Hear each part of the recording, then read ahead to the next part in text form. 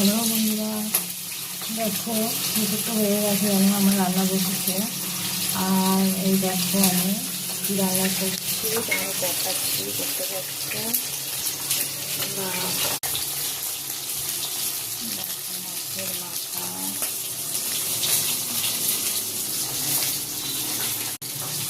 মাছের মাথা, ভেজে আর মুড়ি ঘন্ট করবো।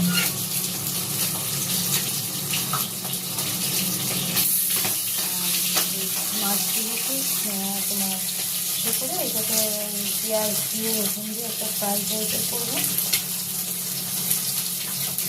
আর কিছু না।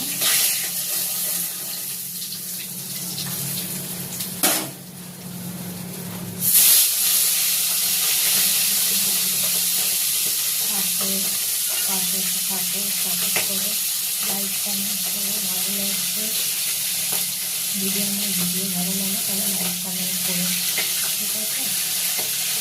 এখন সবাইকে ছেড়ে দেবো।